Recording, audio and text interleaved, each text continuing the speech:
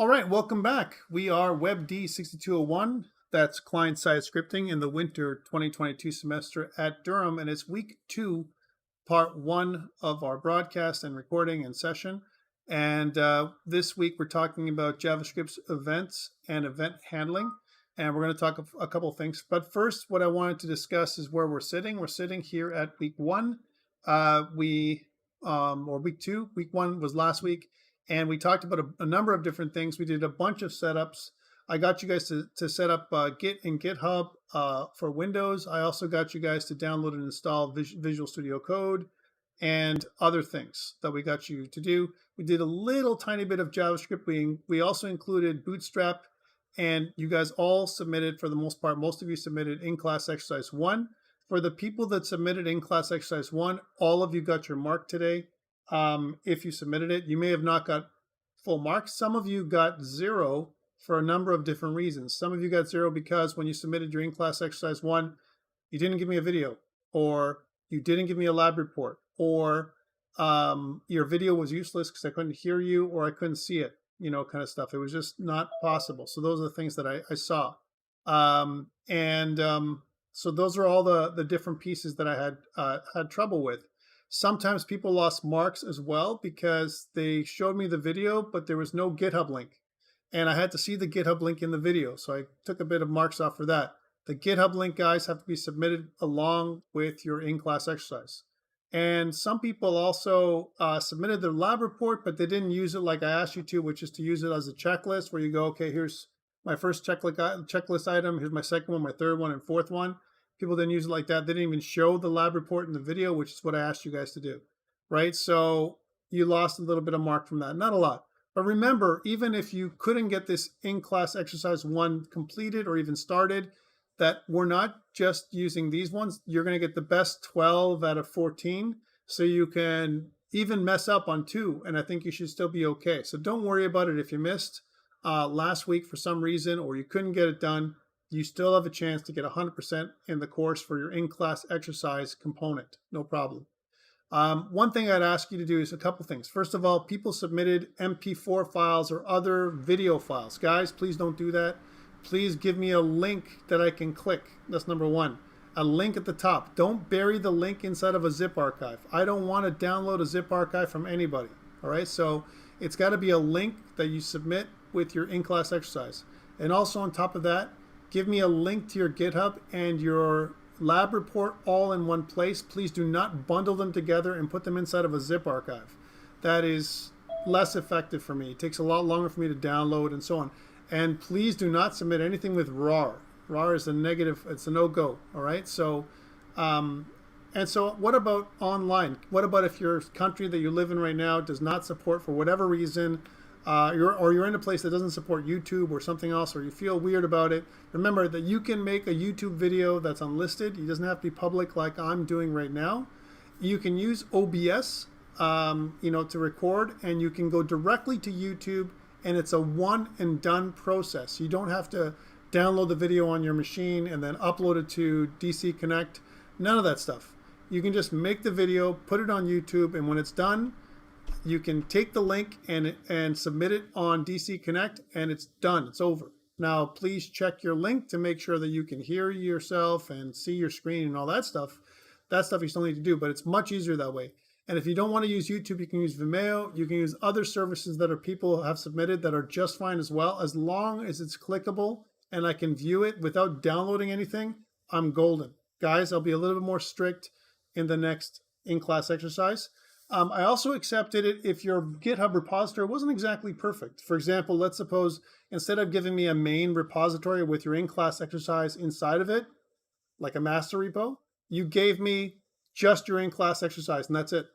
That wasn't what I asked for last week. I said, give me your main repository, and then all of your in-class exercises are going to be listed inside of it going forward.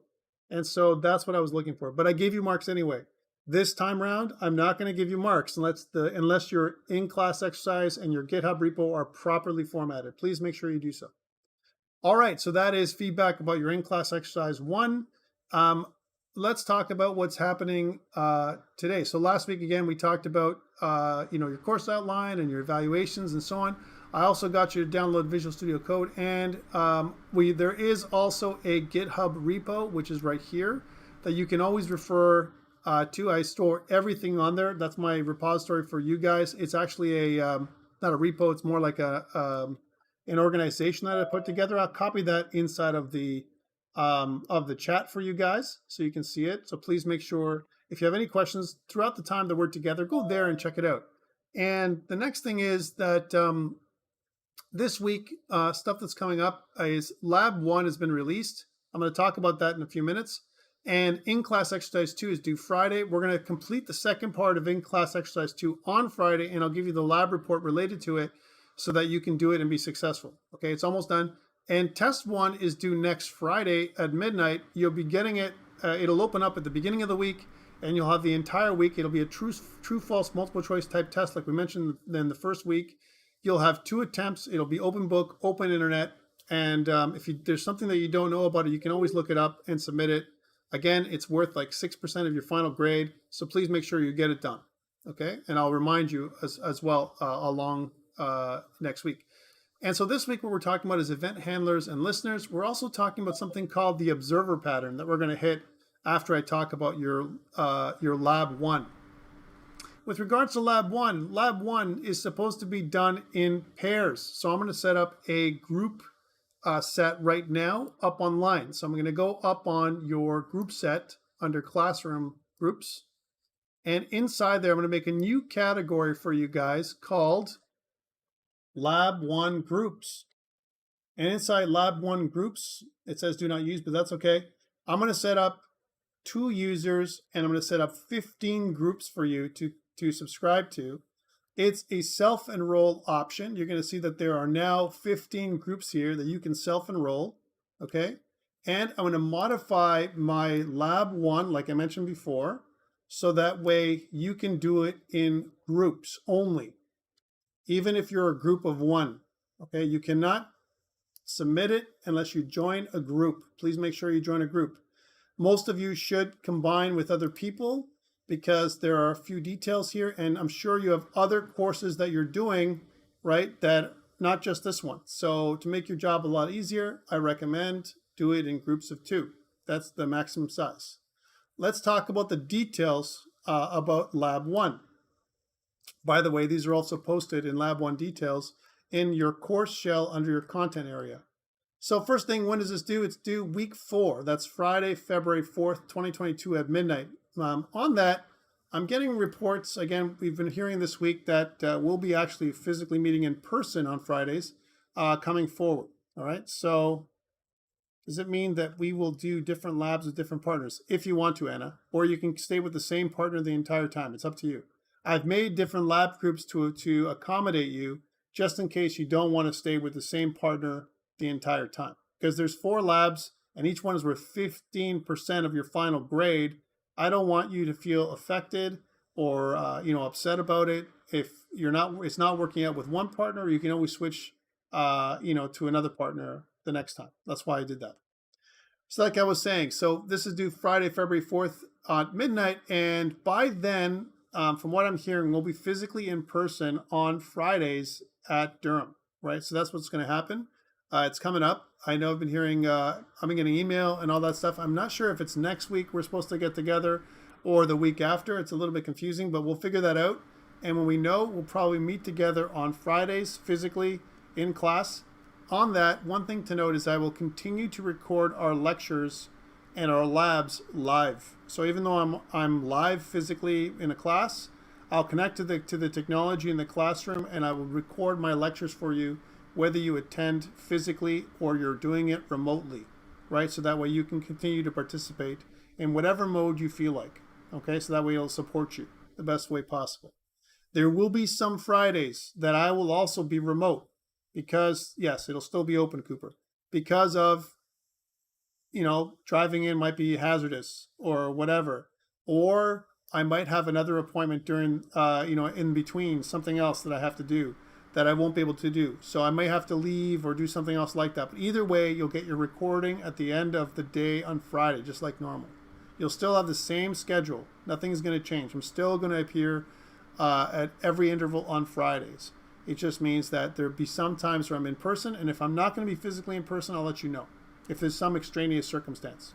I don't think it's going to happen. I'll probably most likely be in person every single time, right? But anyways, just in case. And so it's worth 15% of your final grade, this thing. And one thing is it's a lab that's going to help you practice your DOM manipulation skills. I think, this is from a professor perspective, that this is super easy, but professors and students have different perspectives on whether that's true or not. So here's what you're going to do. You're going to get a folder structure similar to this. By the way, you already have this for the most part, but what I'm going to get you to do is you're going to see what the lab is going to look like. You're going to have a 5-page site. So I'm going to update this document for you by the end of the week, so you'll see exactly what I'm looking like. But you can already start already because what it tells you here. Your folder structure pretty much looks like this, and you're going to have a 5-page site, which we're going to go over today, how to do it, okay? You're going to create your basic structure with Emmet. Well, we've already done that, and you're going to have different files in different folders. We've already done that, so pretty much, and this is why I'm saying it's easy, this first 10 marks for your project setup is free. You're just getting that to start off. As long as you use my project and you kind of attend class and do your in-class exercises, it's like your Lab 1 start is easy, right? Ensure that you include jQuery, Bootstrap, and Font Awesome. We did that last week. It's easy, right? And add a Bootstrap Navbar as shown in class. We're doing that today, right? So you'll get those 4 free marks today. And it's going to be home products. The first class I did projects, but we're going to do products, services, about us, and contact us in this order, right? And then I'll adjust people on Friday. If you've watched this or if you attended class today earlier on and I did it differently, I will adjust it for you guys. So you're all set up for your Lab 1 by the end of Friday. Then include content for your site. So you're going to create content or body copy, and what it's going to be is some kind of interesting background image and some text. That's body copy that welcomes the user to your site. You and your partner are really, what you're creating is a small portfolio site or a small website, and I want you to imagine that you guys are a team or group, that you create websites or you do some kind of programming work or something. And your projects page, you'll include details, text, and images of at least 3 of your favorite projects. Alternatively, you can have 2 projects for one person and 1 project for another person, or 2 and 2. So that way and what are the projects? You can get them from anywhere. You can have it from other classes, previous classes, things that you're working on currently, like your own personal projects or whatever. And they should have images and text associated with them. And if not, links. If you have links to the project too, you can include those too. That's projects page. Services page will have details, text, and images of 3 of your best skills that you offer your clients. That means you and your partner. Do you do custom programming, web design, mobile development, whatever? Make sure it's pretty, guys, okay? Because you're getting content. What I mean by pretty is don't just slap in basic text and that's it. Take a look at some other pages out there that offer services. There's some examples out there that you can easily do with Bootstrap, and it's not that difficult. I don't need you to make a professional looking site, because this is not a HTML or CSS class, but you should know how to at least lay out things in a very simple manner, okay? And that is your about page. Okay, so then here's the crux of everything. This is where what I really need you to do. Simple DOM manipulation for 30 marks only. Right, so really you're getting a lot of free marks to get going, and then this is the bit that you have to do on your own. Some stuff we'll do together in class. Other stuff you'll need to figure out by yourself. But here is something that I want to tell you. I front-loaded all the goodness. That means that this is the easy stuff, and it's going to get harder and harder. Lab 2 will be a little bit harder. Lab 3 will be a little bit harder. Lab 4 will be a little bit harder. Right? So if you take advantage of this early lab, it's nice and easy. You can get almost full marks for it, most likely, if you and your partner work on it together.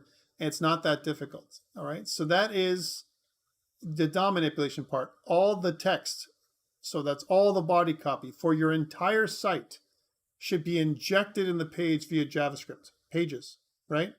And this is a little bit contrived. It doesn't make sense. It's not as normally we don't do that kind of thing, but it's going to give you practice on a bunch of things: how to use variables, how to take strings and attach them to to the website. There's many different ways. We're going to talk about how to attach content and so on. And this is that first piece. This is worth 10 marks out of 30 just to inject your content. 5 marks is going to be using only JavaScript. Change the products link found in the nav bar above to projects, because it should read projects, but right now it's products, right? And that's what we're going to talk about today. We're going to kind of set that up. So how do you change the link? That's an easy 5 marks. And using only JavaScript, add another link to the nav bar above named Human Resources, and it has to appear between About Us and Contact Us. My friends, this is the hardest part of it. How do I add a link, inject it into the page, and insert it so that all pages have it available? So we have to talk about this. We'll talk about techniques on how to do that, but that's really the hardest part. The other one is using only JavaScript at another nav bar on the bottom of the page. That is a fixed bottom nav bar, and I've given you an example in Bootstrap 4.4, and I'll update this by the end of the week, so it's Bootstrap 5. It's exactly the same code, all right? And finally, your contact form, which I didn't mention up here. I said home, projects, services, and About Us page, but your contact page doesn't have anything. And what I want you to do here in short order, and I'll update this as well, is make a form on your contact page that's a contact form that allows you to enter the person's name, contact number, email address, and some kind of short message. Do some simple validation for it. And then what you want to do is output it to the console. Again, I need to update this. I think I copied pasted. I got to be honest. And this was wrong. So I'll update this by the end of the week so that it's updated with the latest stuff that I need you to do. But more or less, you're making a contact form with simple validation and output to the console.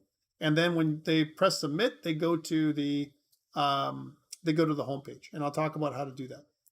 All right. And then your internal documentation, ensure you have a comment header at the top of your app.js that includes you and your partner's names, student IDs, and the date completed. Ensure that all function headers exist. So that means that you have a little bit of a description in front of your function that says this is what this does. And make sure you use contextual variable names, because we don't need to use JavaScript is great when it comes to it's case sensitive, and it also supports long variable names. So you can be very creative about and more you can apply context to the variable name you're creating. You don't have to shorten it in any way. It's still going to provide the same level of performance. And then finally, ensure you include inline comments as required. But again, don't use the inline comments to hide or cover bad code. If it's really bad code and you have to use a lot of inline comments, you should refactor it.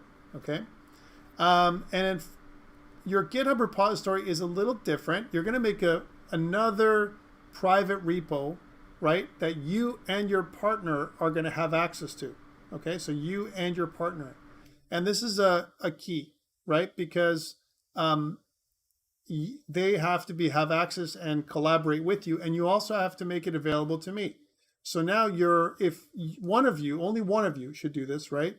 So one person should decide whose repo you're going to use, and then you're going to share it with your partner and me as a collaborator, right? And then what's going to happen is you're going to have one repo for every lab. Because I'm offering you the opportunity to work with multiple partners throughout the entire semester, every lab group you can switch partners if you need to, then please make at least 4 repositories, 1 for each lab. And the other one, the 5th repository, is a master repo for your in-class exercises. So in summary, all your in-class exercises that we talked about earlier should be in one repo, a master repo or a main repo, and each lab should have its own. This way, it makes it easy for you to collaborate with other people, right? The one thing you have to note is that your lab should be well structured, and there should be multiple commits. Again, for the lab, if you only do one commit, you're going to lose a pile of marks, right? For this part, because there's more marks than just like a few. So a couple more that you're going to see here, and make sure that you host your site live on a cloud provider of your choice. I recommend GitHub Pages. I'm going to show you how to do this over the next 2 weeks. So you're going to know how to put things up on GitHub. And it's really simple and free. There's nothing for you to pay. If you're paying something, you're paying too much, okay? One thing to note is whenever you put it up on a cloud site, sometimes your pathing goes squirrely. It doesn't work properly. So what you want is that your images are working, your CSS is working, and your JavaScript is working. So make sure you do that when you put it up. If any one of those things stops working, you'll lose marks for putting it up on your site, right? And then finally, your short video, right? So like I said before, please use YouTube or another streaming provider if possible, right? Unless it's absolutely necessary and you don't have access to it because you're in some other country or you're not able to attend, or you feel that there's a security concern or something weird, you need to use a streaming provider, guys. It's got to be easy for me to click and see. Inside of your video, I would like you to put a title card or a slide. Now, you can do it in any way you want. I recommend a slide from a slide deck, and you need to have current images of you and your partner. So your image, and underneath that, your name and ID, and then your partner's image and their name and ID. Guys, for any images I ask about you for you and your partner, they've got to be real images. I don't want emojis or representations, fan art. If you love some show or whatever, it's not about that. Please keep this serious because it's worth 15% of your final grade, right? So you want to make sure this is good. Demonstrate, your program's functionality, but it only has to be you or your partner, not both. Only one of you needs to demonstrate it. So if one person is really comfortable demonstrating and they're awesome at presenting, get them to demonstrate it. And the same person, or you can switch if you really want to. One person can demo, the other person can describe the code. It's all up to you. But when you describe the code, guys, do it in blocks. Don't describe line by line. Say like, here, Tom, you can see here in this block here that I'm showing you my nav bar. And over here, Tom, this is where I inject the code, the text for my about page, as an example. Because I can read the code just like you can, please don't go line by line. Remember, you only have 5 minutes to get all this done, right? So you have to be efficient, okay? Sound for your video must be at an appropriate level, and of course, to be able to see your screen. If I can't see your screen and hear your video, there's no video, and both you and your partner will get 0 for this assignment. That would be a catastrophic thing to happen. 15% of your final grade out the window. I don't think it's a good thing for a simple video. Please make sure you get it done. Check your video and that it's working and all that kind of stuff, okay? And your short video, again, should run no more than 5 minutes. I was asked earlier today, what if it runs 6? What if it runs 4?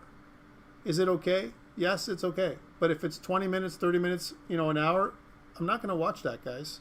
I'm going to use your lab report because I'm going to give you a lab report for this thing too. And the lab report is going to be like a checklist. And I'm going to go through the checklist. I want you to go through it, just like I talked about before. And as you go through the checklist, you're going to say, okay, here's this feature, here's this other feature, here's this other feature. And that's it. It can take you 5 minutes. If your in-class exercise took you 1 minute, this is not much larger. I'll be honest, it's not. You can do it in 5 minutes. No problem. Okay, so that's what I'm looking for. From a submission perspective, this is kind of a high-level rubric. I'm going to give you a lab report to give you a checklist that's more detailed than this. Again, I'll have it by Thursday for you guys with all the details. Oh, sorry, Friday when I meet with you guys, I'll be okay. Things that you need to submit: a zip archive of your project uploaded to DC Connect. Okay, wait, I said earlier I don't want zip archives, but now I'm saying I want them. Well, I don't want them for in-class exercises because they're so small. But for this one, because it's worth 15% of your final grade, I need to look at your code. And worst case scenario, if you don't upload a GitHub repository or something, I still have access to your code. So I can give you some part marks, right, as an example. If I don't have this and I don't have your GitHub, you get 0 marks. And that would be, again, catastrophic. Please don't do that. I need both of these would be nice. A working link to your private, complete project files on GitHub. I need that, okay? And I also need a working link to your live site. So it's got to work live, hosted on a cloud provider of your choice, like GitHub pages. And finally, a working link to your demo video. And one thing that's not listed here is a completed lab report, which I'm going to give you. And I'm going to update this document, like I said anyway. Okay. Cooper says, does it matter which partner uses GitHub pages, or should they both have it uploaded separately? Nope, only one partner. The same partner that is owning the GitHub repository should be using GitHub pages because it's related, as you'll see coming up, right? So you can't use GitHub pages on any place. You got to point to your own GitHub repository. We'll talk about that. Again, this thing is worth 15% of your final grade. A note about external code. If you want to use or need to use external code, you need to run it by me, even if it's 10%. The maximum that I'll allow you is 10% of your code will be external code. 90% of it should be your own. And if you need to even use 10%, you need to ask permission. This 10% does not include and will not be available for you to say something like, hey, my buddy, sorry, Ivan, I'm going to use Ivan's name. My buddy Ivan on another team, he's got excellent code, and I'm going to use his code. Can I reference him? The answer is absolutely not. You can't reference some other student. It's not possible. You'll get 0, and that would be a very bad thing. Not just for you, but maybe even for Ivan. So please don't do that. So the first thing. Second thing is if you're going to use code, let's say from Stack Overflow as an example, then on Stack Overflow, the only reason why you'd want to use it is if there's something that you and your partner cannot figure out, right? And it's a small piece of code, a few lines we're talking about, because again, there's like 90% of the code is your own. If I see a large portion of your code, if you're asking for a large portion of your code to be, from someone else, I'm going to say no, guys. Okay, I'm going to say no. It's not reasonable. What's reasonable is a small piece of code. We all do it. We all use Google to supersede a block. Looking at somebody else's code, like if you look at W3 Schools or Stack Overflow, and then making your own is okay. regex is perfectly fine. That makes sense. One line of code, you can look up a phone number validation, thing. That's fine. That makes sense, Cooper.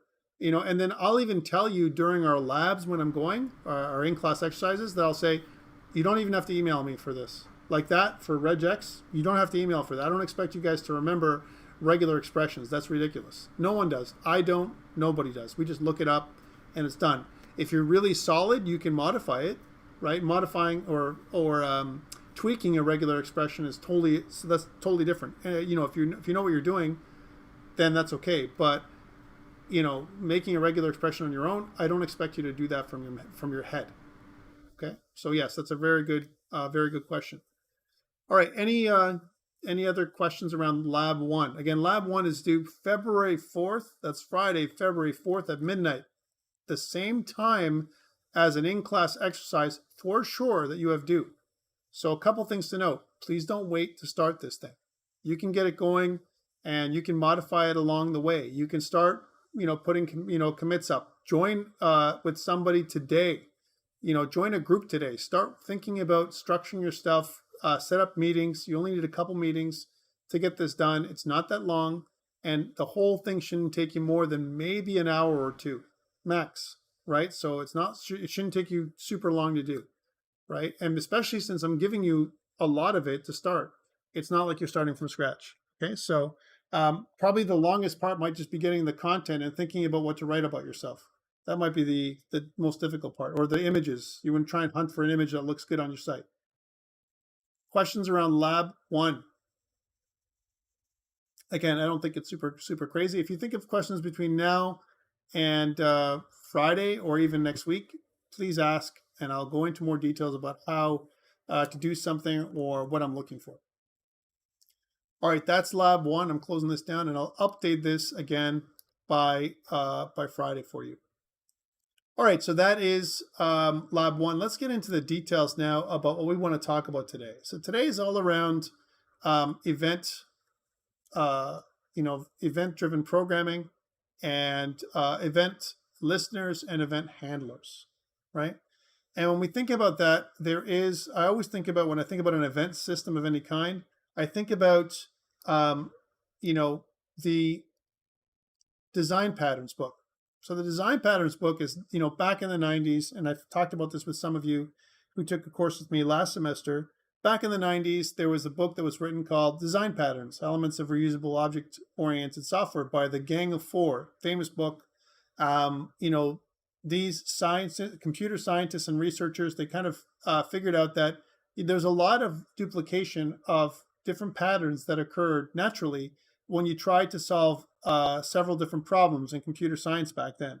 And they wanted to share their findings with, with everybody. So what they did was they got together and they established some conventions, which is what the design patterns are, and norms about how to put things together, best practices, if you will. And they came up with 23 design patterns, and they split them up into 3 different categories, if you will. Creational, structural, and behavioral, those 3 categories. And one thing, here's a challenge for you guys. You guys are all programmers, and if you're watching this on YouTube, whether you're in my class or not, the thing that I wanted to tell you about is, right, here's a challenge for you. Learn as many of these 23 design patterns in your time at Durham, as much as possible, right? You're going to learn 1 or 2 from me this semester, right? And you're going to learn other ones from other people. At the end, even if you don't learn all of them, try and hit as many of them as you can during the time that you're training yourself to be an awesome programmer, even before or during the time you're at work.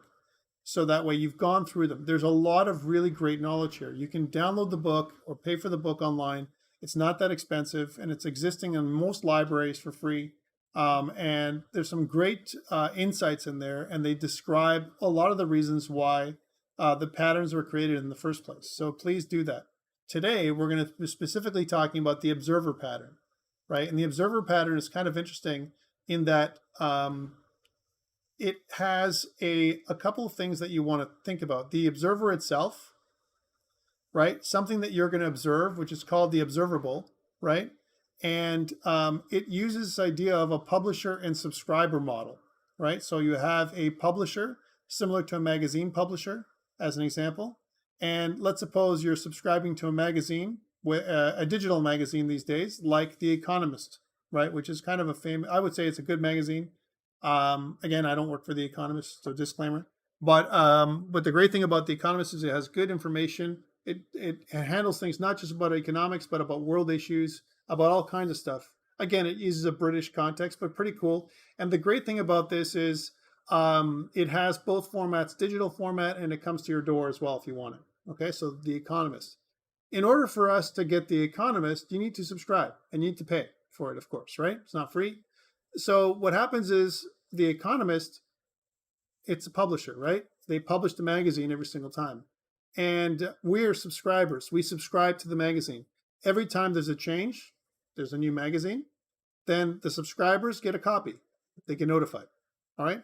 So this idea of publisher and subscriber is the kind of the modality or the way we're going to go with all event systems. And event systems doesn't matter if you're playing a video game and you're, shooting aliens with your controller, or whether you're making a website and clicking on buttons, you're using an event system.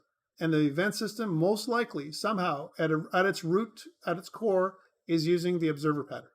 Okay, let me explain the observer pattern in our little diagram. So think about this now in terms of JavaScript. You have an event listener, right?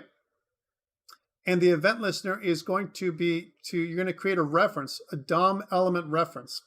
A DOM element, again, is things like a button, a paragraph tag, some kind of element on the page, right? You're going to make a reference to it. And usually you're going to use something like an ID for the object or some other identifier to connect to the object, okay? You're going to save that reference in a variable, and that thing that you're looking at is the observable. Okay. You're going to connect to it by connecting an event listener, right? So the observer actually is the browser. The browser is observing something called the event queue. The event queue is a list of events that are raised and listed here in the event queue. There's one event queue for everything, right? And one thing I want you to let you know is the event handling and the entire event system is asynchronous. Can anyone tell me what that means? The event system is asynchronous. Anybody? What do you think it means? Take a guess. Think about the idea of asynchronous learning, right?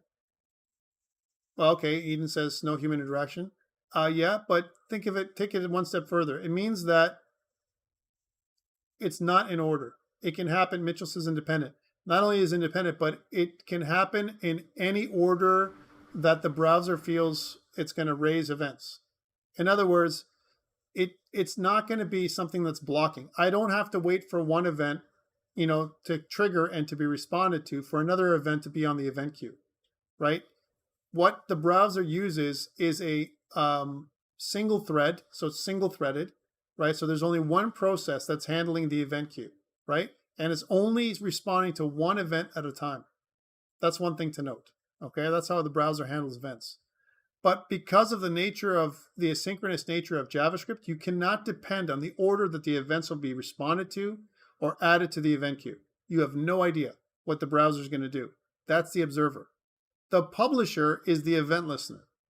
Okay, the way you're going to do it is you're going to add event listener to whatever the observable thing that you're looking at. The observable being the element, the DOM element that you're listening for, a button, a paragraph tag, or whatever, a list item in a menu, a nav bar, or something. If you do a scroll event, if you scroll, if you move your mouse, you're raising an event, but you may not be listening to them all, right? And so that when you attach an event listener, what you're doing is you're doing two things that are happening. One, you are watching for that type of event inside of the event queue. That's the first thing that you're doing. You're also attaching, right, the event, and you're listing an event handler or a subscriber inside of your subscriber list, because you kind of do it at once with JavaScript. You say add event listener, that the piece of code is something like, okay, I want to attach myself through add event listener. So add event listener, and then the type of event, so whatever the event type is here, right? Followed by the event handler. Event handler. That's where it goes, okay? And that's how you do it. It's kind of all in one, right? That's what happens. So the event handler, when you think about this, right, it happens here. So the event handler is a separate piece, usually, a separate component, and the event listener is really your publisher. Your publisher basically tells the observer, which is your browser, right? I know there's a lot of arrows here, but this is how the system works for the most part, right? Here's your browser. Your browser basically says, okay, I'm the observer. I'm observing the observables. The observable is going to be happening if the event is registered. When I register the event, now the browser, right, is listening for that type of event. For example, the click event. And there's different kinds of event. There's a click event, mouse over, as an example, mouse over, mouse out, right, as an example, scroll events, right, and so on. Okay, there's different kinds of events that you can put inside of this this spot right here, whatever the event type is, okay, that you want to do, right? So that event type is the thing that you're listening for. And that event type is going to show up here in the event queue. When that event is raised, the event handler is going to be notified. Why? Because it's the subscriber, right? And then the handler has a chance to respond. The handler has its own algorithm or code that it can run, or it can choose not to respond. You get the event, now it's up to you what you want to do with it. So this convoluted idea, this convoluted system is really going back to the roots of the observer pattern. Okay. So that's what it does. Okay. So one thing that happened is there's a piece of code that is executed during the page building phase, right? And that code that is added, it kind of starts thinking about, registers all the event handlers and the event listeners kind of all in one. Okay, so how many event listeners have been registered? And what are the event handlers, if any? We already did one. Remember in our code, we said window dot add event listener, and then we were waiting for the load event. When the load event triggers means when the window finishes loading all the content, then I can do something. That is when the load event triggers. There's a lot of different kinds of events, and some of them can be really scary for us as users. For example, you go to a site, an event is raised. They know what IP address you're coming from. They know you know what browser you're using. They know what operating system you're using. They know a lot of stuff about you. They know where you click on the page if they want to. They know they can do a keylogger instantly if you start entering data into an input form. That's why it's always good to have two-factor authentication with any page that you go to, no matter what. Doesn't matter if it says it's secure, that you're entering in a secure box. Forget it. Don't trust anything.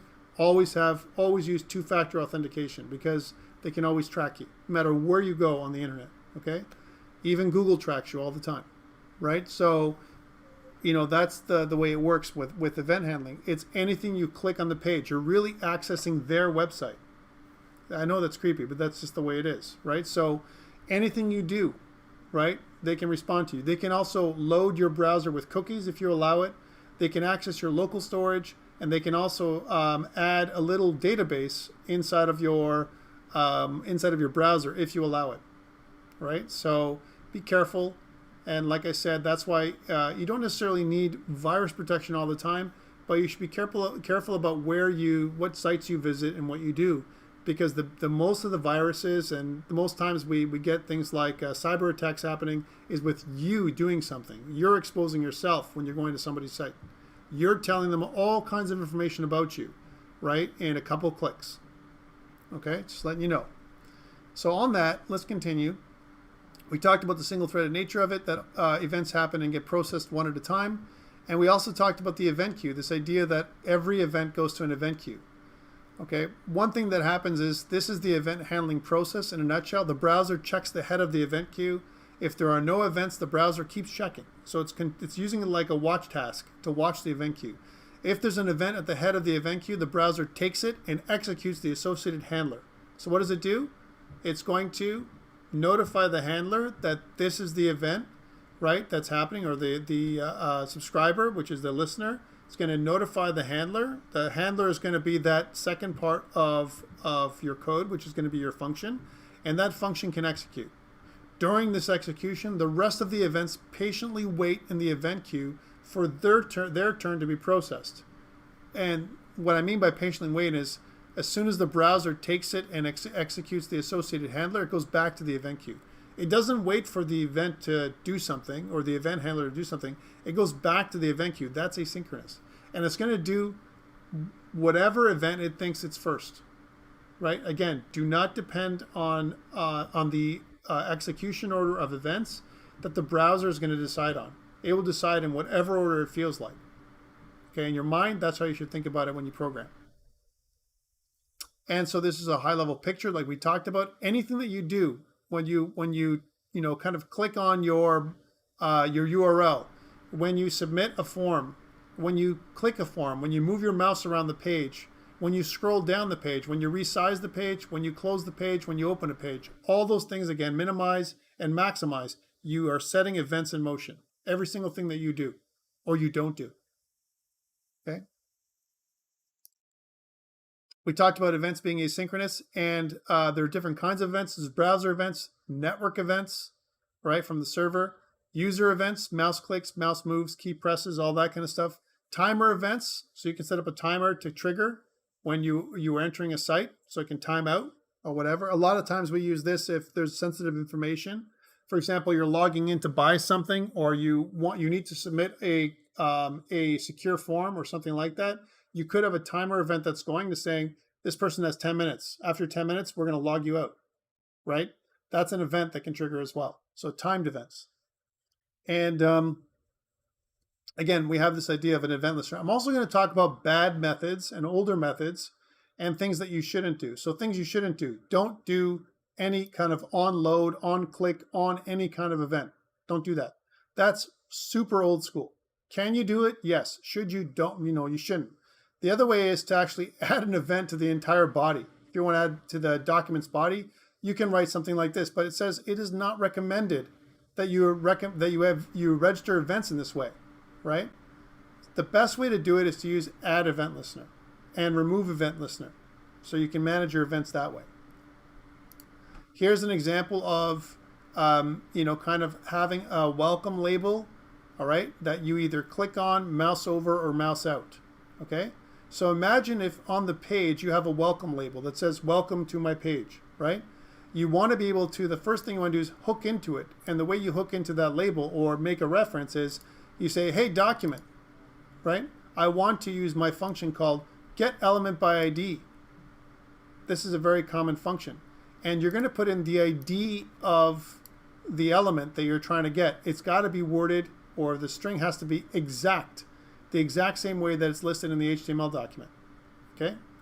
Now that you did this welcome label, this piece right here, this variable, has a reference to the actual label that's in your page. This is the page information. This is the reference that your variable has. Once you have the reference, you can treat the welcome label as if it is an element. And you can say, okay, hey, welcome label, I want to add an event listener. And what type of event do you want to add? The click event. Cool. And after this event is raised in the event queue, what do I want to do? I want to execute this anonymous function. This is a very common practice. Why? If I had a named function here, just like we did with our start function in our code, right? I mean, what other button or event would we want to have the exact same thing, right? Unless the event is going to be very common, that's going to be executed by multiple registered event listeners, it doesn't make sense for this to be a named function. Rather, it's probably best to keep it inline like this, because you're never going to use another one like this again. There's no reusability for this thing, right? Same thing with the mouse over event. It's very specific to the welcome label, and same thing with the mouse out event. Okay, it's very specific to the welcome label in this case. Now, in this case, the things that we have there are actually saying, hey, I want to display the event somewhere. Display event is actually another reference to an element that's on the page. It could be a div tag or a paragraph or something else on the page where you're going to display the event information, right? In this particular example, okay? So we're saying, hey, display event, I want to go to the text content node and I want to change it so that it reads, the event is a click event, so that the event is a mouse over event, so that the event is a mouse out event, instead of you outputting it to the console only, which is what this is doing right here. Okay, very simple code, but I wanted to give you guys an example of how you can attach an event listener, right? The type of event you're listening for, and what function is going to be called when that event is raised. Okay, cool. Last thing to note is, remember that due to the single-threaded execution model, only a single event handler can be executed at one time, right? So you can't depend on multiple event listeners or event handlers triggering. Questions about the observer pattern, questions about event handling in JavaScript before we move on to the code example. Right, let's get to the code example. So again, like last time, guys, I'm going to bring up your project. Last time we had you as section 3. Inside there, we had something called week 1. Let's rename that to ICE1. ICE1 or ICE2, week 1, week 2, it doesn't matter. I'm just going to rename this to ICE1. It's totally doable. You can totally do this. It's not going to break your code. Okay? Even if there's a space. The safest way, though, is to have no spaces when you put it up on GitHub. That is the proper way to do it, but you don't need to do it this way. Okay? Here's what I want to do. I want to copy the previous week's code. Notice that there are 22 megabytes for this code. We'll talk about why in a sec. I want to copy it and paste it here inside this folder. So why are there 22 megabytes? Why are there 2,300 files that we have in our in-class exercise 1? Why is that? Anybody? Those packages we installed? Yeah, absolutely. Cooper's right. All those packages we installed. We installed everything in node modules. They don't belong to us. And in future videos and in future times together, we're going to ignore them, right? Because we don't want to always kind of upload, all these megabytes for no reason. I'm changing the name to my copy to ICE2. Please do so as well. What I'm going to do next is I'm going to bring up Visual Studio Code. Here's Visual Studio Code. And I'm going to drag and drop ICE2 in there so we can kind of zero in on ICE2. I'm focusing on ICE2, the one we just made. This is based on last week's work from ICE1. And your code is going to be slightly different than the other people that I've worked with today, other sections. But for the most part, it'll be in the same line. Couple things to change here before we put this up on GitHub. One, your index.html says demo project for ICE1. Let's change this to demo project for ICE2 for now. And you have a wizard hat that says welcome to ICE1. Let's go wizard hat with welcome to ICE2. So we'll change that file. Our package.json, we can change this to WEBD6201 winter 2022 ICE2, right? Which is what it is. And description is demo project for ICE2, right? We can do that. Again, it's not super urgent. We also made a simple README file which says ICE1. We can change this to ICE2. These are all changes that we're making, right? And this is a great place to put it up on GitHub now. Let's pull up our terminal, control backtick, right? And now I'm sitting inside of ICE2. This is not the place where GitHub exists, remember? That means we're inside of this folder here. There's no Git, hidden Git folder here. We want to go up a step to the containing folder. You might have called this folder WEBD6201 ICES as an example.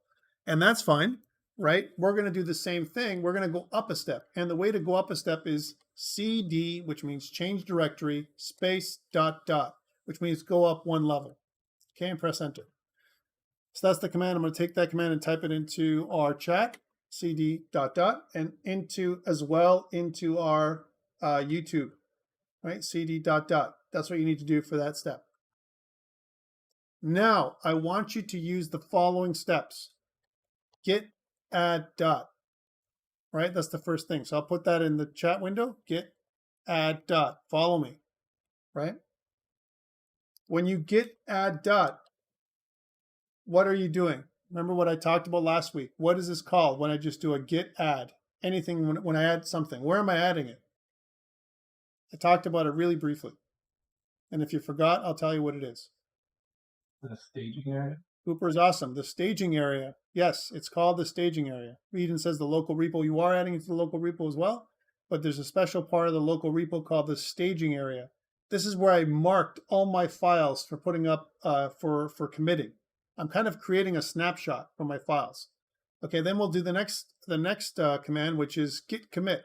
So git commit -m, and we usually do something like added project files from or for ICE2, right? So let me just copy this whole thing before we do that. From here to there. Come on, Tom. And I will put it here. So you have it inside of your window, your chat, and I'll also put it up on YouTube, right? And so when I do this, it's going to create a snapshot, right, of all my files with that message, right? Then the last thing is Git Push. Okay, Git Push, it connects to your GitHub repository, right? And it adds all of your files that you just made up on GitHub. And what you should have right now, if I look on GitHub, let's go back up on Durham Programmer. So if I go to github.com/Durham Programmer, you're going to see that section 3 is active. And I've got 2 in-class exercise folders, ICE1 and ICE2 now, right? Notice that both of them say added project files for ICE2 in there. Why? I only modified ICE2, right? Or did I? What did I do? Why do both of them have this message? I did it right at the beginning. You have different messages. That's good. But you know why mine are the same? And you should have different messages. Because I renamed week 1 to ICE1 in the same commit. That's why. This was renamed. I could have made a whole other commit for this. I could have said renamed week 1 to ICE1 and then pushed it to GitHub. And then included the new folder for my project files, okay? But that's why it has it here. And if you look inside of ICE2, all of these files and folders are marked with that same message, okay? Cooper's asking, is it bad if both of them don't? No, it's good. It's fine. All right. Next, let's continue. So now that we've done that, let's fire up Light Server. And I'm going to use another terminal for this. I'm going to click the plus here in my local terminal. And I'm going to type in Light Server. It's got to be on ICE2, not in the containing folder. If you did it in the containing folder, you'll get cannot get. Okay, and then press on Enter. It's going to launch our little project window. And I'm just going to do one of these, pull it over like so, right? And we'll make it so that we can use our window right button to fill up the space, and then select our README file on the left, or sorry, our Visual Studio project on the left. Awesome, that's great. So I have welcome to ICE 2. And you should have this too. All right, I'm going to pause for a second. I'm going to say the big one, which is, are you with me? Are you with me? If you are, check mark. If you're not, X, please. And we can talk about why you're not with me. And you cannot be with me for a number of reasons. It might be because you're watching, or it might be because you're behind, or it might be because something's wrong, right? Emin says, trying to catch up with you. Okay, no problem. Onur says, just a second, let me fix my unauthorized access error again. No problem. Okay, shouldn't have that problem. That's fine. Wow, that's terrible. You're getting that problem. Okay, so we're getting there. All right, so most of us are there. Most of us are going. I'm just going to move ahead in another few seconds because we have to move on. Thank you for that feedback. So this is good. So next step, in order for us to do some JavaScript, like I said, we need to follow the, kind of progressive enhancement layering that I talked about last week, which means we need some more content. We don't really have anything to do anything with JavaScript. So what I'm going to do is I'm going to go to Bootstrap. So I'm going to go up to Bootstrap for a second. And Bootstrap for Bootstrap 5.1 has a navbar component documentation. I'm going to put this inside of your chat message. Here it is. I want you to go there. And the same thing goes for those people who are watching on YouTube. Okay. So go to that Bootstrap site right there. And if you scroll down, right, you'll see an area that shows a completed nav bar. It's kind of an example. And notice that there's a nav bar that's white or gray in the background, light gray. And you have some items here. You have a drop-down list, and you have a search bar, which we really don't need. But I want you to copy this anyway, this whole part, copy it. Okay. And then I want you to go back to your Visual Studio Code. And let's maximize this for now. So we'll use the window up button. And I want to reform some of this stuff. Let's put a header in here, which is semantically correct. So I'm using Emmet, I'm pressing tab. And then inside there, I'm going to Control V and paste my nav bar, the stuff I just got from Bootstrap. Okay, so I went to Bootstrap, I copied this, I went over here, I created a header, and then I pasted all that inside that header. And if I'll undo so you can see what that looks like. So I did a header, right? And then I tabbed in, I made a space and Control V from Bootstrap, and I got this. If I save, and if I kind of go to the left and show you my files, you can see now that I have a nav bar immediately on the top. Okay, but the nav bar doesn't really make a lot of sense, right? I mean, I have something called nav bar, which we're going to see in a second, and I have this search area, and it makes no sense. And let's go through it one thing at a time. So notice at the top, I have this thing that says, and I'll go through kind of from the top down, nav bar expand LG, large, nav bar light, background light. Well, that means that that's the color of the nav bar. Let's change it. So I'll say nav bar dark. Let's try and change it. And background dark. And if I press save, it turns black. Yay! Really exciting. And let's go to the next one. Container fluid means it's going to go to the edge of my container. I have an anchor tag that has a navbar brand class associated with it with the words navbar. That's this right here. Let's rename this navbar to WEBD6201 and press enter. Save. WEBD6201. right? And what I want is a cute little icon that can go there that's not like my wizard hat, but we can use something else, like a spider, because, you know, we're a web class, spider, web, I don't know. Let's go back in there and check that. So up on Font Awesome, let's go to Font Awesome. So that's this site right here. Here's Font Awesome again, and I'll put the same thing inside of our YouTube as well. There's Font Awesome. What I want you to search here at the top left corner is Spider. And Spider is going to give us a bunch of options. You can see that there is a Spider that's dark and the rest of them say Pro. It's clear you can't use these ones. Okay, Spider is the only one you can use. You can't use a web. None of these ones are available for you right now. Let's use a Spider right now. So click. It's going to take me to the Spider, right? And over here, you can see that there is a clickable link. Let's copy it. So click onto it. We copied it. We're going to go back to Visual Studio Code here. And I want to paste it just before the WEBD6201 text.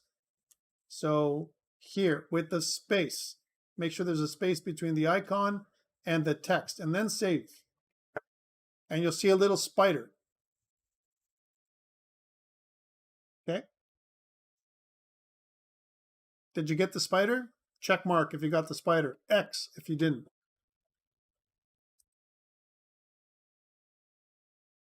I found that out the hard way. Yeah, I know. Good. Most of you got it. I'm going to move on. Thank you. All right. So now that I got the spider, we need to clean up the nav bar because it makes no sense, right? So let's continue.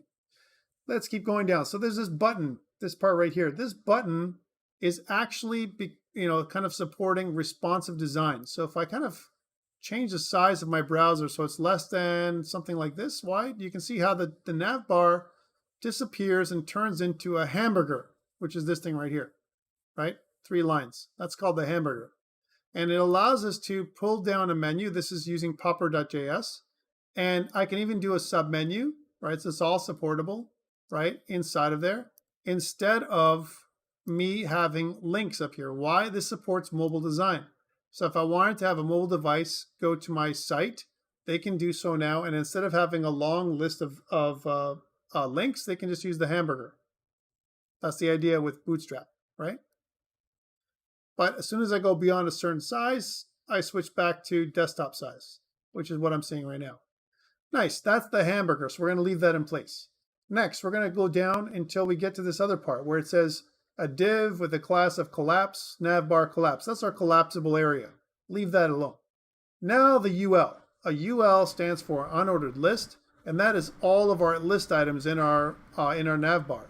Okay, but we have some classes that have been applied.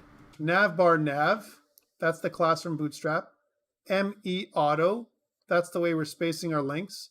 MB2, so that's margin bottom 2, a size of 2 spaces. Margin bottom large 0. Okay, that's a kind of a resizer, right, or a spacer. So that's what this means. And then we have a bunch of list items. A list item number 1, which is our home. And list item number 1 has a special class attached to the nav link here called active. Active means that, hey, take a look at the colors difference between home and link. Home looks like it's lit up, and link looks like it's kind of dulled out because home is the active link. Okay, so that's what active means. And then we have an ARIA current page, which means, hey, this is, to support screen readers. And that's why we have this in. That's why it says home. Okay, so that's a pretty good link. We're going to modify it in a sec. We have this one. This is the next link. That's in the same thing, which is an empty link. That's fine. We have this other one, which is a link that says nav item dropdown. Well, that's the dropdown list. And we really don't care about that. So anything underneath the link, the list item, this one right here, from here to here, which includes its own unordered list for the dropdown list, delete this. And then finally, we have this disabled link, which we can also delete. And that's all the links cleaned up. And if I save, you're going to see that those 2 things disappear. Now there's this other part, which is the form that has a button. Let's get rid of that because we're not going to do a search form right now. So to delete and save. And now we have a very much cleaner nav bar. Let's take away some of the spacing so that it makes it easier for us to use. And what I want to do now is I want to consider, I'm just going to kind of space it over so I have more space on the over here. One thing that I'm going to do is just do a bit of overlap just so that I can have, so I can see both, desktop size version as well as this version. So don't worry about the brand, but you'll see the links move and all that kind of stuff because I want to be able to see more space in my on the left side. I can also make my text smaller, but I figure this might be easier to see. All right, so what I want to do here is I want to change my home page or my other links so they look like this, right? But I don't want to make them active. So let's add some links. So the first one that I want you to add in is the products link. Products. And if I save, it'll say products. Okay, next one, I want to copy this link, copy. And I want to go services. Oops, undo, undo, undo. I don't know what happened there. Products. Copy the link. Dash icons. And then services. So that's the second one. Products, services, right? And then about us. This is to support your lab 1. I'm helping with lab 1, like I promised. And this is your contact us. Okay, so I've added some links and I press save and boom. We have home, products, services, about us, contact us. Done. Now I want to make these nicer and I like to use some Font Awesome. We already have an example of Font Awesome up here in our Navbar brand that we made the spider. Let's take that spider, copy, and put it everywhere else. So paste, give a space, and then paste, give a space, and do the same with the other ones. And save. Now we're going to have spiders everywhere. It's a very Halloween-y kind of theme. All right, but spiders don't make any sense for our home. Let's change our FAS FA spider to FAS FA home and save. You can see now that there's a little home there. Nice. And for our products, right, we're going to get something. And our services, we're going to get something else. For about us, let's change this to info. Save. And for our contact us, let's change this to envelope. Save. You can see that it's starting to, even out. It's making more sense at this point. And what I want to do is I want to go back to Font Awesome and find a couple for our project page, which I'm going to use this one, project diagram. So it's project dash diagram. You can click onto it or you can just remember it and go back, right? So project dash diagram. Save, right? And then for our services page, I want to have a map. I think a map works well. It's like a service map or some kind of other analogy. So map-signs is free. So again, here I would change spider to map-signs and save. And now you have some icons that make more sense. They're pretty cute and they're along the top of my page. Make sense?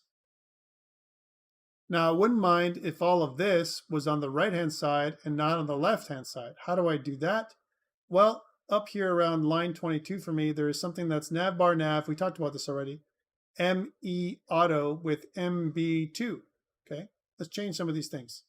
ME auto means from the end margin, go from the end of the nav bar. And that's where your margin is going to start. It's going to push it to the left, right? If I go from the start, MS auto, and press save, it's going to push all the links to the right. So please do that. Please use MS auto. What about this MB2? What does that do? What if I put MB5 and press save? Right? What does it do? Right now, not much, right? But what it does do I'm just going to point this out to you. What it does do when I kind of do one of these is it adds 5 spaces of margin when I'm in collapse mode. See that? If I change this back to MB2 and press save and it reloads and I go back to the hamburger, you're going to see there's less spaces here. It looks the same as everything else. Okay. B is for margin bottom. Okay. All right, so that's what this is. Okay. What about when we're in large mode? It's MB when I'm in large mode, which means desktop size, 0. What if I add something like 5 here, right? And if I press save, then you're going to see that I have below this 5 spaces of margin on the bottom, and it's going to look kind of weird. Unless I wanted this, I want a fat nav bar at the top with some additional nav items here, and then I'd have to do the same thing with my web. With this thing here, I could add another class that's inside of my navbar brand, which is, MB large, and I can add in 5, and it would be the same spacing. Okay, let's undo that. I don't care about that spacing. I just wanted to show you what that is. Right, let's go back to this. Okay, so that is your nav bar, and we're pretty close to getting it done. But I want to create a template, right, for all of your pages, because we're going to make a 5-page site today. So let's make it maximized for now and think about what these pages are going to be called. I want to call the first page, of course, my index.html, which we already have. So when I click on the navbar brand, it takes me back to my page. That's kind of a quick way of getting back, right? When I go to the home page, the home link, it takes me back to my index.html as well. Okay. When I go to my products page, it goes to my products.html. I don't have that yet. I'm going to have to make that. And I don't have a services page, but that's where it's going to go. And the same thing goes for my about us, about.html, and my contact us, contact.html. Okay. Now I have the links that I need in my site, and I want to put them in now because if I copy from one site to the other, it's perfectly formed, right? If I did this later, that means I'm going to have to go through each one of these sites and add them in 5 times. Here's something to think about, though. If I copy and paste 5 times, what about if I had 50 sites or 50 links on my page, right? Or 100 or 200, right? Does this seem like a reasonable thing to be doing, what I'm doing right now? Eden says no, and that's the absolute right answer. It's not reasonable. But we're going to do it now because this is where we're going to start to understand why JavaScript and how to do it, okay? So we're going to do it the long way first. So this is the first thing. So first, let's make it work is my motto, right? The next part is, you know what? Welcome to ICE2 for your index page. Doesn't make sense. We don't care about the wizard hat. That was nice practice. Goodbye, wizard hat. I feel sad. And I also got rid of cats earlier on, and other people had other suggestions I got rid of, right? Welcome to ICE2 doesn't make sense. We'll say, welcome to our site, right? That's what we want to say, right? Welcome to our site. I'll say save. And then what I want to do here is do a bunch of copy pasting. Okay, let me explain what I'm going to do here. I've got my main site working, but before I move on, this is a great place to put it up on GitHub. Why? I've got a template. So let's do that. So control backtick, go into my GitHub side. Remember, I have 2 terminals running, 1, 2 on the side here. I want to go to my GitHub side and say git add dot, same commands, git commit -m. And this time for the message, I'm going to say something like created nav template. Enter. And then git push. Again, only the files that have changed are going to show the changes up on GitHub. So if I go up on GitHub now, right, here's GitHub, and I refresh, you're going to see that certainly created nav template looks like it's at the top level. but inside here, only the one file that changed is going to have that commit. The rest of them are unchanged because those files haven't been changed. Only that one index.html got changed. Okay, cool. Let's go back and let's continue. So what I want to do now is add 4 more pages by copy pasting, and we'll do some changes to the pages, each one. Okay. Oh, damn, I forgot one more thing. I forgot to change my title to home. Right? That's okay. And let's add the other ones now. Right? So copy, oops, copy and paste. So I'll rename this one. We'll go in order. So products first. So products.html. And let's make some changes. Let's at the title area go say something like our products. Okay. And then let's move the active link from the home page to the products page. And the ARIA link, let's move that from the home page to the products page. We want that. And we also want this H1 tag to read something like our products.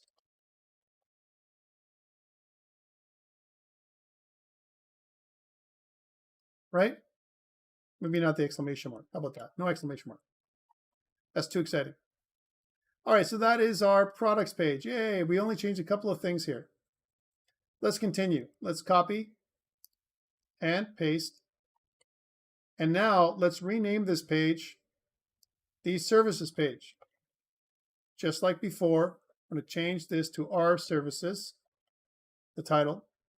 And I'm going to go down to where it says the active link. I'm going to steal the active link from the products area and put it on the services page. I'm going to steal the ARIA information and put it here. And then change our title so it says our services. And that's our service page. Two more, right? And then I'm going to copy and paste. Cool. The next one is going to be called the about page, right? So about, just like we did before, about.html. About.html, again, this will be about us.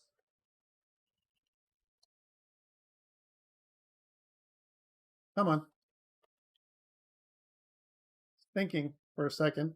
And I want to grab this part and put it here. And I want to grab the ARIA information. I'm cutting paste. And then down here, I'll say, about us. Save. And then finally, I'm going to copy paste this one, copy the about and paste it. And yeah, making sure there's nothing there. Rename the about copy to contact. And at the top, change about to contact. Move the active link. You could have already done this. If I'm just talking, you could have already done this faster than me. Hopefully you have. And down there, just change it to contact.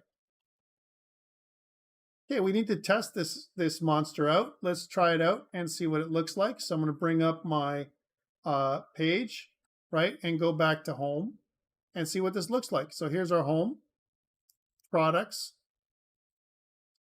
services. I'm pointing to both the H1 and the tab at the top, about, and contact. So all the pages work now. And so they should for you. Let's put this up on GitHub. So again, I'm going to go to my GitHub, and I'm going to do the same kind of thing that I did before. All right, so it's going to be git add dot, git commit -m. I'm going to say added or created simple, how about that? Simple 5-page site. And then git push. Again, your commit messages could be similar to mine. They don't have to be exactly the same, but the idea here is that you want to support, the development of your website. That's all you're doing. You're tracking development right now. Okay, are you with me? Check mark if you're with me, X if you're not. So you should have a 5-page site. Your nav bar should be all working. Okay, if you're getting cannot get, Anna, make sure that everything is saved. So go on the top here and click on Save All, right? Otherwise, you get a 404. Make sure everything is saved. Because that's kind of one of the culprits. We don't save something and then things aren't working.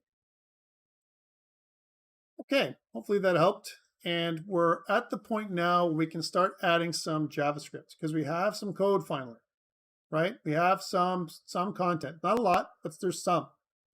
Let's add a button. So what I want to do now is I want to add a hero button. Hero button is a button that tells, kind of the user when they come to our site, hey, check this out, or whatever it's going to be, all right? And what I'm going to do is in the index.html page, I want to add a button. I'm going to add it underneath the welcome, right? And I'm going to add a little margin underneath the welcome to our site, right? And I'm going to add margin bottom, maybe 5, so that it pushes the button down here for now. Okay, so I'm going to say class is equal to margin bottom 5 and press save. You can't see anything, but it's actually there. And if you inspect the site, so if I do an inspect, right? So if I inspect this element, you'll see that there is a margin bottom of 5. Take a look.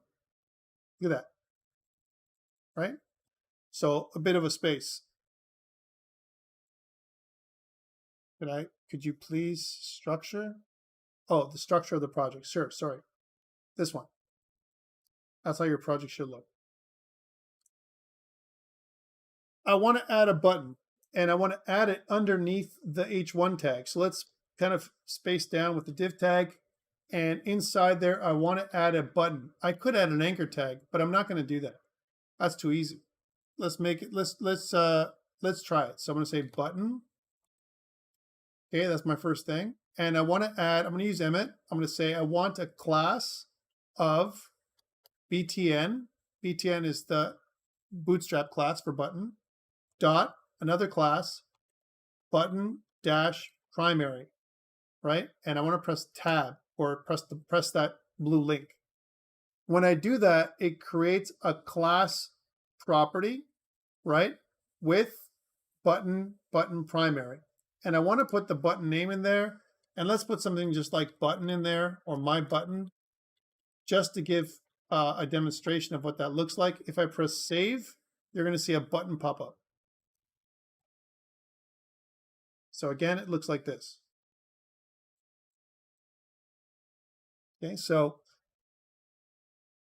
but my button isn't that descriptive.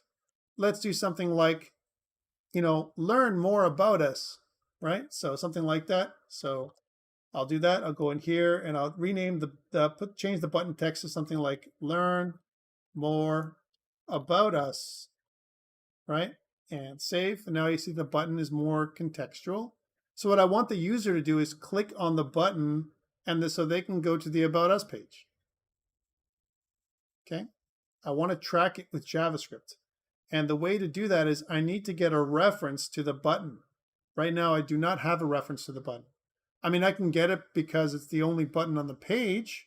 I could do that, but I'm going to have multiple pages here, and I only have one JavaScript file. And I want to be able to target or select this button. The way to do that, of course, is to add an ID. That's an easy way of doing it. And I can say something like, this is called the About Us button, right? About Us button. You can also put the Learn About Us button if you really want to, right? But the About Us button is also good. Save. Now I've made a reference to this button, okay? I need to use JavaScript to connect to it, okay? Remember this About Us button. Let's switch to JavaScript now. So again, I'm going to go into the scripts folder. I'm going to go to my app.js. Here it is. Now, I could have added a commit for the button. I added a button, but it didn't work yet. I'm not going to add a commit until I've wired the button up, which is me doing stuff with JavaScript. All right, so how does this work? So I want to connect to this button. I know that if I was going to do an inspect, that the button itself has an About Us button ID. That's what it's called, the About Us button, right? Other things to know when I do an inspect is I get the styles that are in play right now. The button primary color is this blue color. By the way, you can fool around with this and try other colors that you like, right, in real time. It's not going to stick. It's only here temporarily.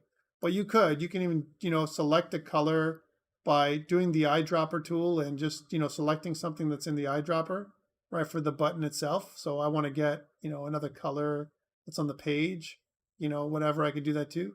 But that's pretty cool. You can change the button the way you want. So I can change the color, whatever color I want. You can check what that looks like temporarily. But when you reload the page, it's gone. It's just temporary changes, right? But you can check it out like that because the styles are appearing right here for the button too, right? Okay, cool. And that's the way you target. If you want to make your own CSS work, you can say button-primary. I want the color to be a certain color for my stuff. You can use a color wheel, and you can put your own CSS and your own app.css and change anything you want. Okay, but for me, what I want to do is I want to hook into this button. And how do I do that? Well, I know that the start function gets called. And by the way, this is only one way of writing a function. The other way that you can write it is like this. Let me show you. So this is the start function, right? So this is the named function, option. So this is one way of doing it. Let's just comment this out, right? Again, for commenting it out, you just go here, and you can see that it says toggle block comment, right? So there's a block comment. And let's add in a different way of writing the function. You can use let, right, start equal to an anonymous function. This is the other way of writing the exact same thing. You can do this as well. This is another way of writing the same thing. Now, there's a difference between this one and this one. This one, we have two parts. One, the ID, the identifier, which is your variable. And the second part is a local anonymous function that gets its own memory space, right? The start identifier, right, what it does is it's pointing to that memory space. So it gets a pointer or reference to that anonymous function. And believe it or not, this is more common online, if you're looking things up, than this way. It's easier for us to use this way up here because we're used to named functions, because we're used to C++ and C# and Java and any other language. But the JavaScript way a lot of times uses something like this. I'm not going to enforce this, right? But we may need to use it later on in the course when we hit Node.js. For now, let's delete. I'm just showing you this here because I want you to see what it looks like so that you've seen it before. So that's the second way of using a function. There's three ways, right? I can have a name function, I can have a variable point to an anonymous function, or I can use an anonymous function as an event handler. Those are the three ways you'll see an anonymous function. And here is the other way. This is the anonymous function, right? Look, anonymous function, and I'm calling the anonymous function itself. Pretty crazy, right? So those are three ways of doing functions. And notice that my start function is a function within a function right now. And this function within a function sometimes is called function help as we start going. Let's add in some code. So I want to hook into my button. We're going to say that we're going to use the same name. Notice that there's about us button. We'll use the same name for our JavaScript. We'll say about us button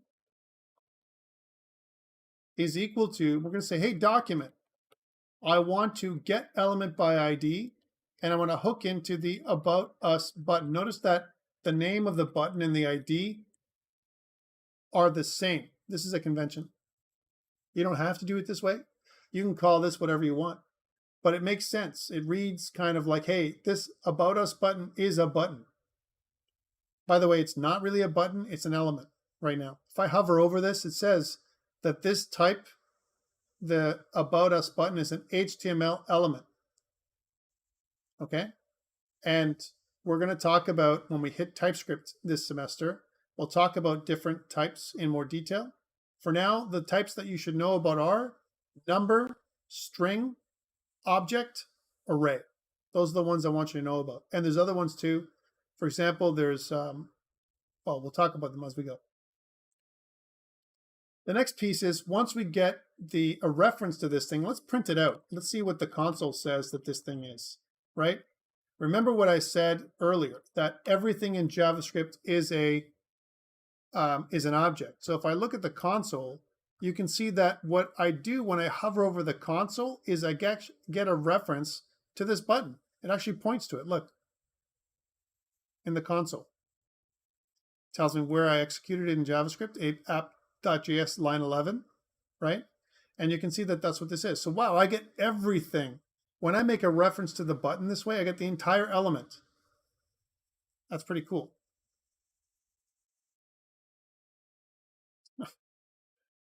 Funcception. That's awesome. Yeah. All right. So that's pretty cool. But what about if I want to attach an event listener? So typically what we do with an event listener is we do something like this. We say, hey, about us button. I want to add an event listener. The type of event that I want to add in, and there's going to be a list, right, coming up. Take a look. If I just press quotation marks, it says these are all the events I can add and others. Take a look at all the different kinds of events I can target, right? I only need the click event though. That's the one I want, click event. And that's a good way of doing it, selecting it as opposed to typing it, because we can make finger typing errors that will make this drive you crazy. You're like, wait, I added an event, and instead of typing in CLICK for click, you typed in CLIC, and you didn't catch it. You're looking through your code, you're going crazy, and you don't know what the issue is. It's not firing. Why? Because you have an error, and JavaScript's not telling you anything about it. Okay? That's one of the biggest issues with JavaScript. So click, and then what do I want to do after I get the click event? I want to do something. I'm going to do an anonymous something. I'm going to use an anonymous function here in line, and I'm going to execute the code that's inside of this code block. So what is it going to do, right? Well, right now, I want to do a console log that says, about us button clicked. Hey, oh, darn, clicked. All right. So if I click onto it, it works, and it's going to keep counting how many times I clicked it. But what about if I go to my products page? What's going to happen? Well, I'm going to get this. I'm going to get an error, right? Because why? There is no About Us button. I'm trying to hook into an element that doesn't exist. And guys, this will break your page if you get this kind of error. You can't let that happen. So we got to test to see which page we're on and what features are on our page. Okay, what's an easy way to do this? We can use a switch case, right? Again, is it the best way? Let's just talk about making it work for now. So we use a switch case. You've done switch cases in other languages, guys, so there's no new thing here. But this time we're switching on the document dot, and you can see document has a bunch of different properties and methods. And one of the ones we're looking for is the title, right? The title of the document. So if I scroll all the way down, you're going to see that there is a title, right here of the document. And if I hover over title, right, it's going to say it contains the title of the document. It's a string value, right? That's what document title is. Cool. And what I want to do is I'm going to say, okay, I'm going to get the document title. It's a string. We know that the document title starts off with home, our products, our services, and so on. We care about home right now. So we'll say case home because JavaScript accepts strings inside of our switch case. It does accept it. And what we can do in here is we can say, we can put all this text inside of there, or what's probably better is to make another function. Because remember, we want to do one thing, one function, one, a single responsibility. So we're going to call this the display homepage function. Okay, that's what it's going to be, display homepage. We're going to call the display homepage function from here, from inside of our switch case. Okay. it doesn't do anything right now until we copy this or cut this text out of here, or this code, and put it inside of there. And now we have a little switch case that we're using. And if I press save, now if I click on home, we're good. If I click onto it, it works. I can get my app about us button is clicked. If I click on products, I don't get an error because it doesn't execute this code. Right? It looks through it and goes, no, I don't have a matching requirement. There is no document title of home.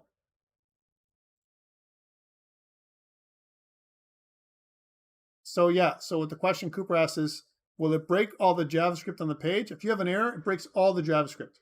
One error breaks everything. That's why we can't allow it, right?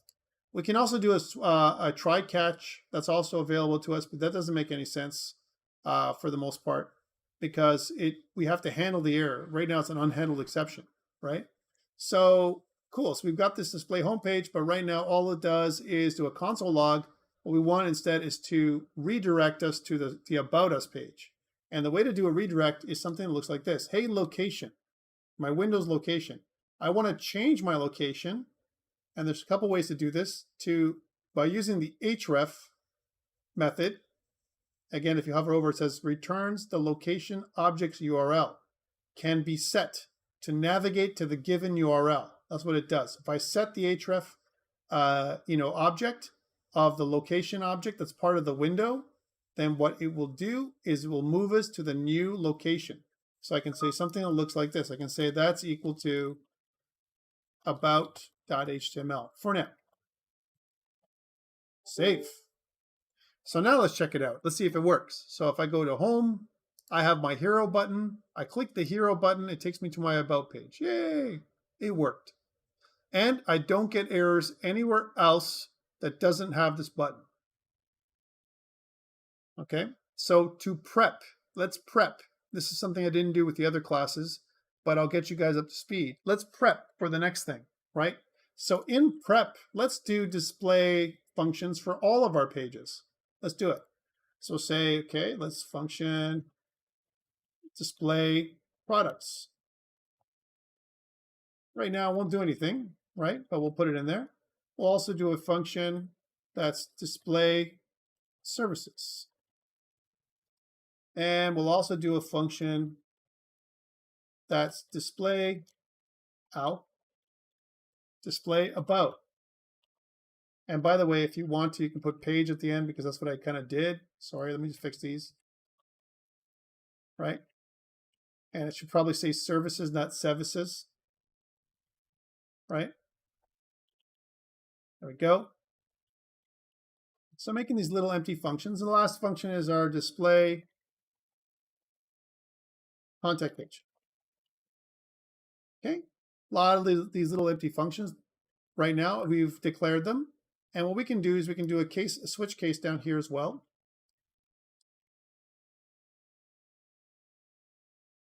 And I can format it a little nicer than this, where I can say that this is when we go to the products page, where it says our products. Be very careful, because our products page, right, it says our products is the title. We have to put in the exact title. That's a negative thing about this structure we're trying to put together. Just FYI, right? That's not good. And the same thing goes with, display. This will be the products page. Lots of duplication, right? Our products goes to display product page. Our services goes to the display services page, right? And about us, right, goes to the about us page, display about page. And finally, the contact us goes to the display contact page. That's kind of like a little switch case, or in many ways, we can think about it as a finite state machine. Second pattern today. Why? You can only ever access one. It's finite, a finite number of choices. We can switch states from one page to the other. Finite state machine. All right, and notice how these are all lit up now because they've been accessed. Let's put a little console log in there so we know we got there. It's console log, right? And we'll say we'll display the you know, a little message in the console that says, you know, products page, right? And we're going to modify this later on. But what we're going to do is we're going to put at least one line of code in here that says services, about, and content. And what we're not going to do, we don't have a contact page or a home page, but let's put that in there just to be consistent. So home page. So when we do that now, we can see that when I'm at the home, I say app started, I went to the home page, right? Products went app started, I went to the products page. Why do I care about app started? Because that means that I went here, I got to line 40, right? From line 40, I did a switch case. I saw that our products checked out and I went to the display products page, which is up here, right? And then I printed this out. So now when I go to any of these things, it should give me the right place.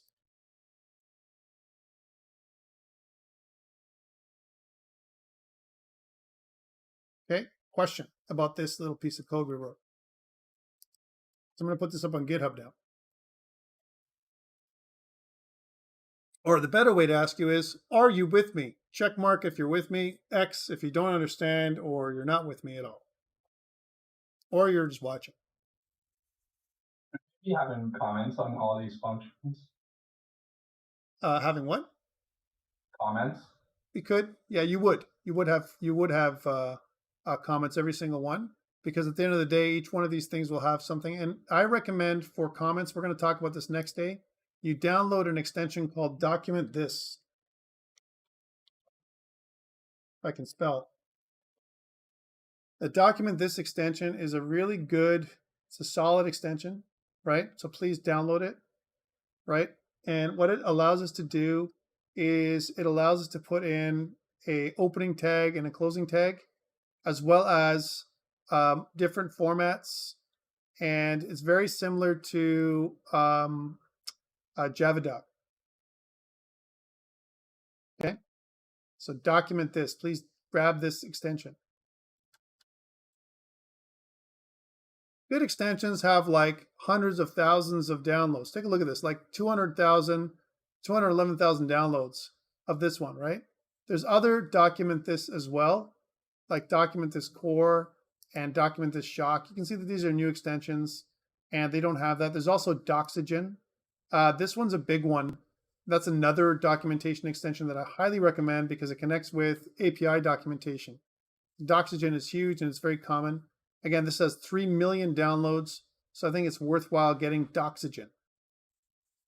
Right? Between those two, you have all the tools you need to make your own API. Okay? And then what you can do is, if you've got one of these extensions, and I'll feature this next day as well, is if I type in something like **, like you've used to before, I can use either JSDoc or Document This, and it'll produce a space where I can put in some comments. Okay. For now, we're going to leave it out. I'll reserve that for next day.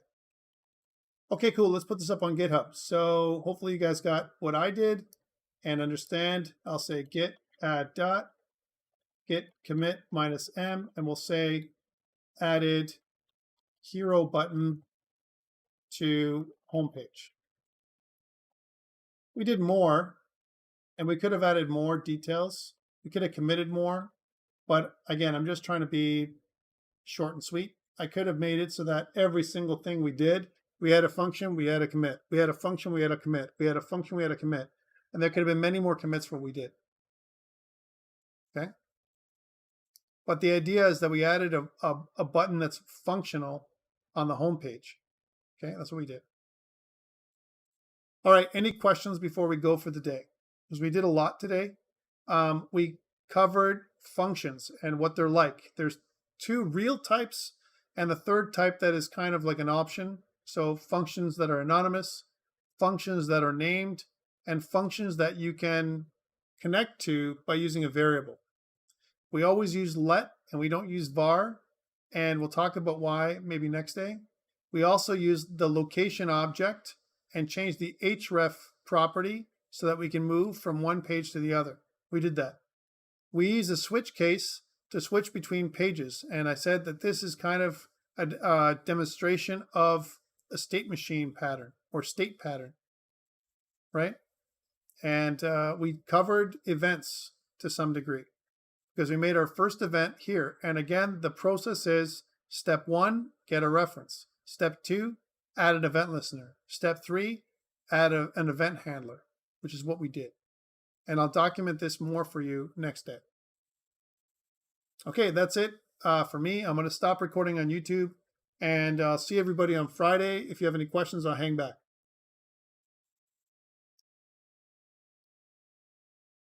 Questions before we go?